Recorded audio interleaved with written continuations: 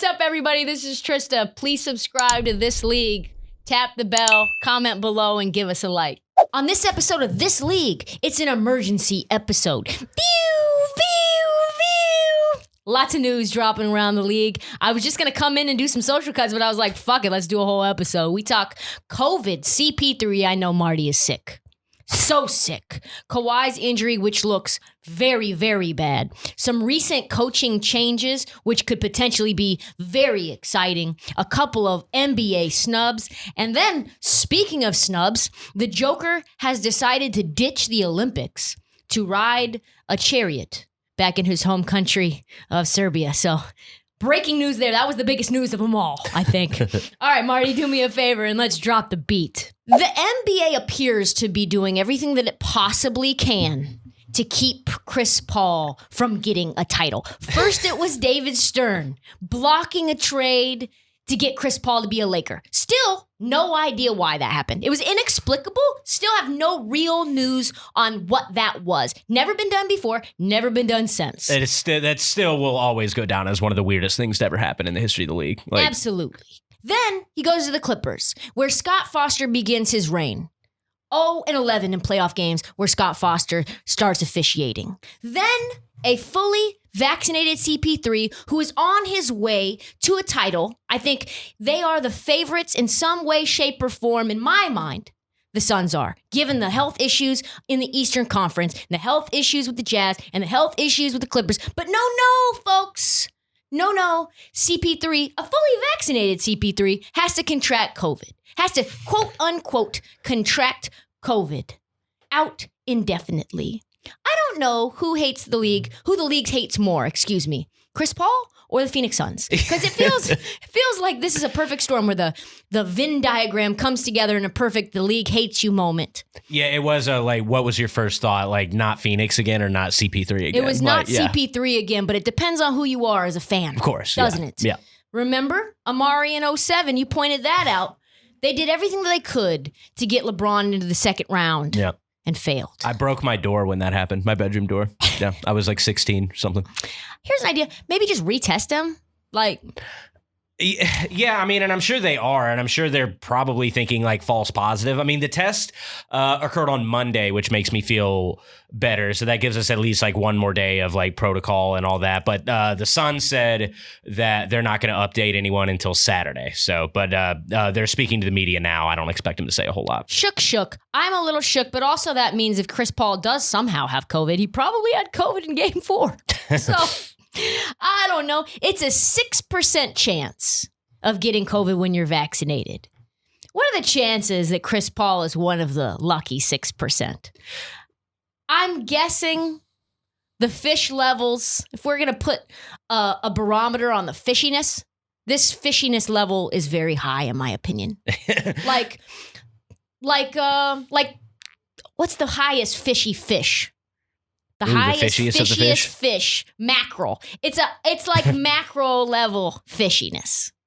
Salmon is level 2 below mackerel, and then maybe tuna fish is all the way down at the bottom. This is mackerel level fucking fishy fish, oily as fuck. All I can say is thank God that they swept the Nuggets, because who knows what would have happened. Yeah, the more I have read into it and looked, I think it's worst case scenario, he misses 3 games, absolute worst case. But I'm really thinking now it's going to be 1 or 2. And if that's what it is, I trust Campaign, Javon Carter, Etuan Moore to go in and split. How often do you think campaign as one word? Campaign. Oh, pretty much every time I say it. Same. I always think about what's a funny way to say campaign, the 2021 campaign, Yeah. Anyway, let's move on. Clippers future overnight change. Just like a snap of I can't snap very often, but Ruh-roh Clippers. Yeah, Ruh-roh. Big time. Is there a more cursed franchise in the NBA? I don't know. You pull yourself out of the dregs after moving from San Diego. You have one of the most slumlordy owners in history, which is riddled in controversy for about 24 months as they try to sell the team because he was I mean, just an overall scumbag. Like, if there's anyone worse than Dolan, that's him. So then you come out of obscurity. You've got Chris Paul. You got CP3. You've got DeAndre Jordan. You're trying to make the play. You're trying to go far in the playoffs. Can't do that. Then you get this perennial talent, Kawhi Leonard. He brings on, embroiled in some level of like, big news, huge alert. Kawhi signs and takes PG with them. And then there's like, oh, we're going to win the championship. Then you fail with the sideboard. And now like you're looking like you're finally humming. Kawhi news had just dropped that he was going to opt out of the final year. Let me guess, he won't be. He won't be opting out now. Probably won't now. Yeah. Opting out of his year and entering free agency, keeping Paul George on the books. And then now it appears that Kawhi Leonard, knee injury, out indefinitely. The fear is ACL tear. That's what I'm hearing. Sheesh. Oh, yeah, no, it's tough. It really does suck. I mean, I like Kawhi. I don't love that team, but that's just brutal. Like, everyone around the office coming up today, like, saying, like, oh, like, sorry, man. I'm like, hey, I'm not a Clippers fan. Like, I mean, this is not good for the Suns at all, but, I mean, what a shitty day to be a Clipper fan. Shitty day to be a Clipper fan, and folks, do you trust Paul George to lead you for the next 18 months? Because it's going to be a while. If Kawhi Leonard has indeed torn his ACL, now you've got Paul George all next year, all next playoffs too. We now will know what playoff P really looks like. Do we trust him to, like, is there any way they can even possibly take a game off of Utah without Kawhi? My initial guess is no.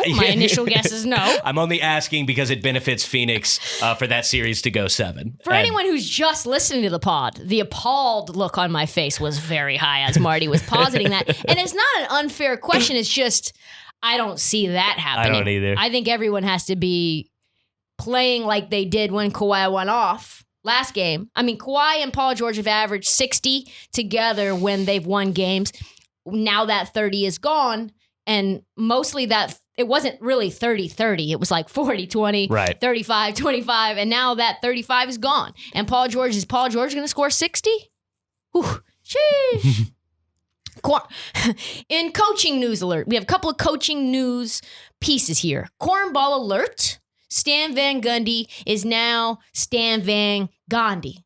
And I don't mean like Mahatma. I mean more like gone girl, like gone, out of New Orleans. And Marty, I am frankly shocked. I am stunned by this news. 24th in the league in points allowed. 23rd in the league in defensive rating. Reports swirling that he was at odds with multiple players and the front office personnel. I cannot believe they let such a valuable asset go. The guy who literally murdered his team. We played the entire press conference on the pod. Just screaming into the mic, pounding into the desk like a child, saying, "This is high school stuff. This is high school stuff." I forgot about that. That guy got fired? Yeah, I actually was surprised they made the move because I don't trust David Griffin to do the right thing at all. I think this is the right move by far. I mean, if you know you made a mistake, just end it. Like I have a lot of friends who are Pelicans fans, you know, being from Louisiana, and they're all like, "Oh, this shows like such instability." Like with Zion, Zion's had 3 head coaches. Wait, false. Devin Booker had. I mean, I hate that I always bring it back to the Suns. He had 5 head coaches in his first 6 seasons. And that didn't mean a damn thing when it came to when stability comes. You know a loser when you see him. Yeah. And that was Stan Van Gundy. Yeah, there was nothing positive coming out of his tenure. No. The news is that Brandon Ingram, who is like constantly in a state of comatose, vegetable state when he is not playing basketball, he was the leader of the anti-Van Gundy coup. That's how you know things were bad, because Brandon Ingram was like, "We're not gonna take it. No." Yeah, when Brandon Ingram speaks up, something's bothering him. Something is really, really bothering him. An anonymous Western Conference assistant coach said this about Stan Van Gundy. This is my favorite thing. 61 years old, non-former player, connecting with a 20-year-old Zion, a 22-year-old Lonzo, 23-year-old Brandon Ingram wouldn't exactly be my move. Thought they'd push harder for Jayson Kidd personally. Yeah. Take a step back. An anonymous Western Conference assistant says he's surprised that they didn't go after Jayson Kidd. Who could that anonymous Western Conference assistant be? Jayson Kidd, maybe? I don't know. Could be. I thought they'd go after me personally. I don't know. Yeah, no, that is funny. Like, say he's 61 years old, non-former player. He's also, I mean, okay, so Zion's 20, Lonzo's 22, Ingram's 23. So when Stan was having his best years, like in Orlando, they were like 9, 10 years old. Like, they don't give a fuck. Like, he was never really elite, but when he was he went his to the finals. best, He went to the finals. with the Dwight Howard, when he was his best, they don't remember basketball. No chance. And they were definitely pulling for Kobe. There's sure. no way they were pulling for the Magic. No chance. The silver lining is this. Now we get to watch Stan Van Gundy be in the booth and get to say what he truly, really feels. Like what we saw in that press conference where he was slamming his fist and like filleting them and shit talking and telling them how bad they were publicly. That's what he's going to do in the booth now. This is exactly what I was talking about with Brandon Ingram. It's like when Mark Jackson does Warriors broadcast and he's like, back when I was coaching the Warriors, like I would tell Klay Thompson to take that shot every time, but somehow he just doesn't listen to me. Anyway, back to you, Bob. There's just always that hint of awkwardness. Yeah. And you're like, I think that there's some internal strife here going on. How many times did I tell Ingram to make that fucking pass? He never guards. He just tells me I'm a gunner. It's a wreck. But there is another piece of good news. The Pelicans have one chance, a slim chance right now to solidify and keep Zion for the long term. Her name is Trysta Weatherspoon. With Stan Van Gundy no longer tossing his players under the bus, there is now an opening to lead the ship as we know, and Trysta Weatherspoon, who is currently an assistant in NOLA, is widely considered to be a leader in the clubhouse, but also Zion's Yoda. He said, it's just the small things, and she's like, Z, you do this, take your time, be you. It's those small things that give me the confidence that I need to go out there and be me. The woman that he calls Teaspoon has transformed Zion into the type of monster we see now. Of course, Zion's always been good, but the things that he's doing now, she is giving him the confidence to go out there and try to do because he has said, I am a perfectionist. But Teaspoon gives me the confidence I need to try new things out. She's like that woman that you meet, like your friend, and she like shows you sushi for the first time, and you're like, raw fish. I don't know about this. And you're like, damn, this spicy tuna's bomb, cuz. That's Trysta Weatherspoon. Only instead of him shooting 3 feet from the basket, he's now shooting deep. And baseline jumpers, turnaround fadeaways and shit. And that's because of her. That would be an all-time surprise for the first female head coach to not be Becky Hammon. That would be kind of crazy. It would be a huge, I think it's like, who's going to be the franchise to make that move? Because you know that's going to be like a 30 for 30. Right. The franchise that takes the first step. Were you ready to tell me that the walls of patriarchal society were going to break down in the city of New Orleans? Where there's beignets and no. Anyway, so this is this is such an interesting head coaching hire because if it does go south and Zion a year, 2 years from now is like peace, that's 3 generational stars in like 12 years that New Orleans has driven away, and that's just it's unacceptable. That's tough to come back from. And all 3 of them are going to go down as probably first ballots. Oh yeah. I mean, jury's out on Zion, but for sure. Yeah, but AD and CP3 yeah, for sure. They need to sign her to a 5-year deal ASAP Rocky because if she's head coach, I think the chatter of him leaving New York goes away fast. You want to talk about the news of players leaving on like how they're trying to say Dame's going to leave if he can't control who the head coach is. There is a much higher likelihood if Zion doesn't get what he wants now that he's going to be gone in 2 to 3 years from now. I'd agree with that.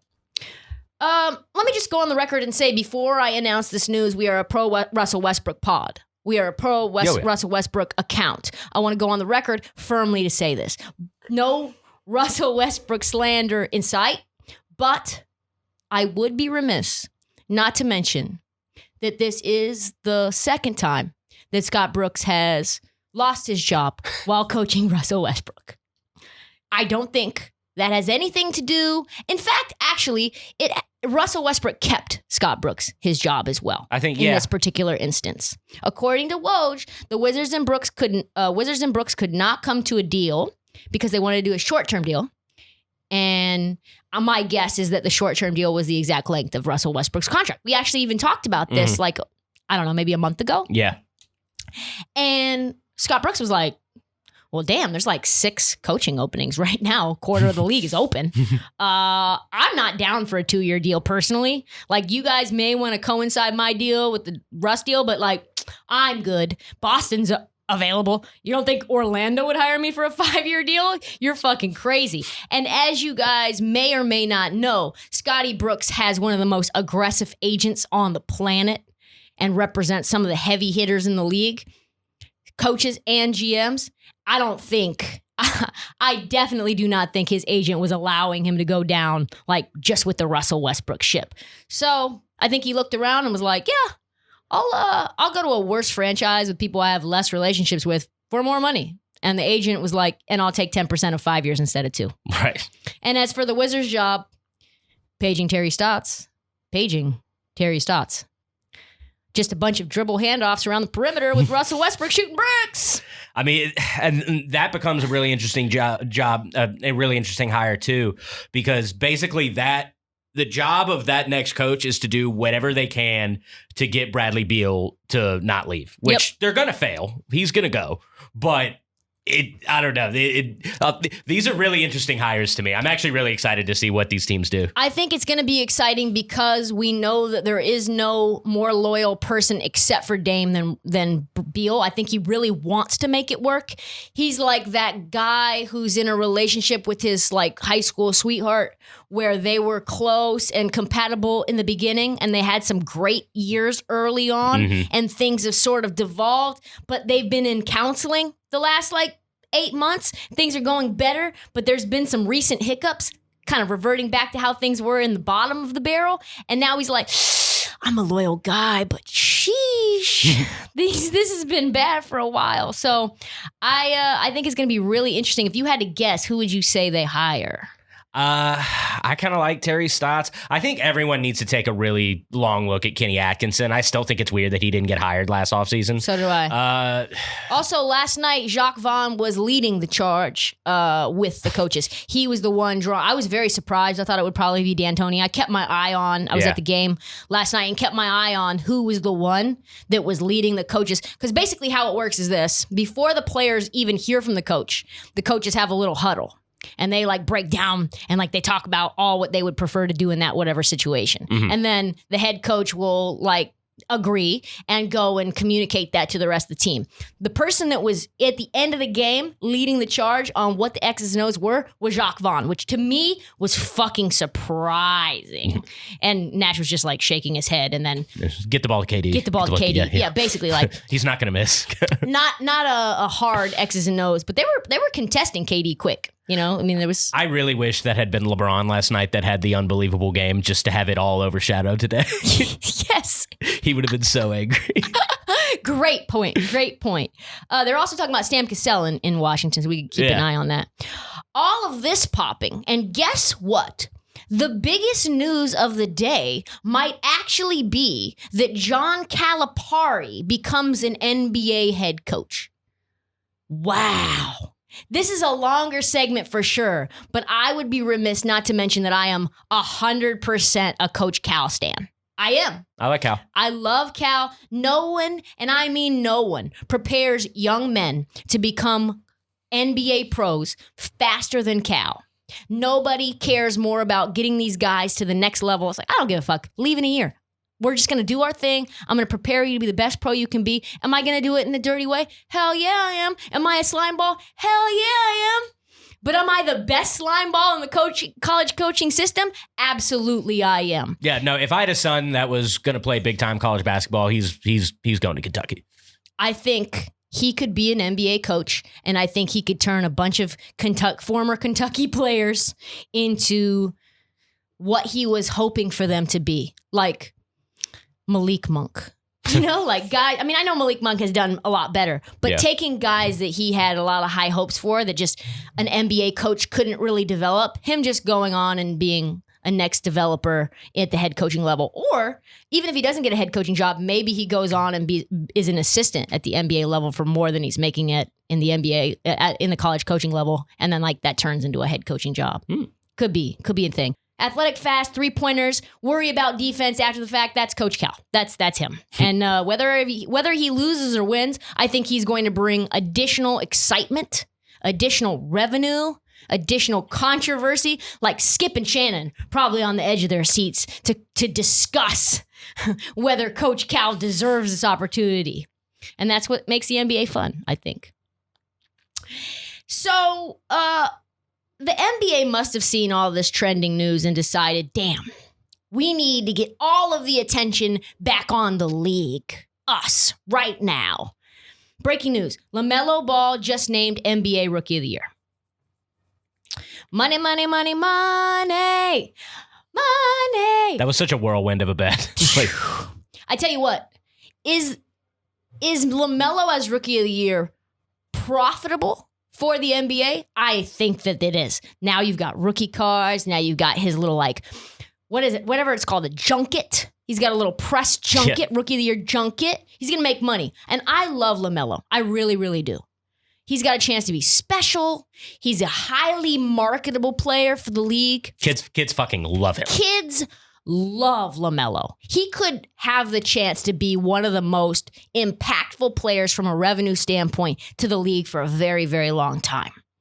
And he was great this year, no doubt. 16, 6-6, monster season, even coming off of the bench. Hornets were fun to watch. League pass champions, in my opinion. But he missed 21 games this season. 21. You know who didn't miss any games? Ant Edwards missed not a one game. Not one. He played 72 games, averaged 19, 5, and 3 for a team that got progressively better once they made a coaching change, because we know that Ryan Saunders was a fucking ass. He was dog shit coach. He was just a hire because he was the son of a coach. Yeah, I mean, Ant was pretty average for the first half of the season, but because Ryan Saunders was fucking dog shit. I get it. You can't miss 21 games, get Rookie of the Year. Just like you can't miss 30 games and get MVP. That's not how it works. Otherwise, Embiid would be the MVP right now. Right? I'm right. I know people will hate on this take, but you got to give Ant Edwards that award unless you are a scumbag that is down bad, down billions of dollars, like the NBA is like, how do we make some quick money? I know. Give the Rookie of the Year award to LaMelo Ball. Speaking of money, sheesh. Oh my God. Someone please check on Jayson Tatum. Someone please reach out to him. He's got to be having one of those days where he's underneath his blankets, like eating some Breyer's ice cream, cookies and cream, hot Cheetos, squirt, whatever. Watching whatever Netflix episode, like season after season. That's kind of where we're at with Jayson Tatum, because the first, second, and third all NBA teams came out yesterday. Our guy Tatum, more votes than any NBA player. More votes for first, second, and third team. And he did not make any of the teams. Wait, how is that possible? That's what we're about to get into. Okay. So, reporters were able to vote for Jayson Tatum as either a guard or a forward. But those votes don't combine. It's like he's two people. There's a vote for him as a forward, and there's a vote for him as a guard. I didn't realize that's how it worked. It is fucking trash. Yeah, that's silly. So the way that it works is Tatum was eligible as a guard and as a forward, but had more guard votes than Kyrie Irving. He had the 6th most votes as a guard. But because he had more votes as a forward, but he was the 7th best forward, he doesn't get either fucking spot. And so Kyrie takes the guard spot in the third team. And Tatum was slotted as a forward and received less votes. He received, I think, the 7th most forward votes. So now he gets iced all the way out.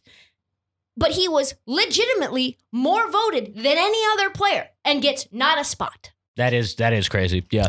And why is that meaningful? In a lot of ways, normally it wouldn't mean a goddamn thing.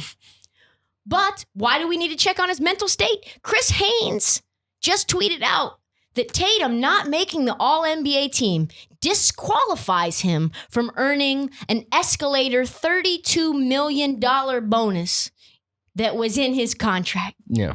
Well, it's all this the supermax.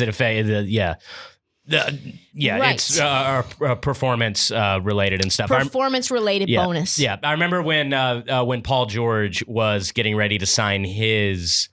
Donovan Mitchell missed his too. Yeah. Whatever. It was a huge thing. Like, the LA guys are gonna try to vote him.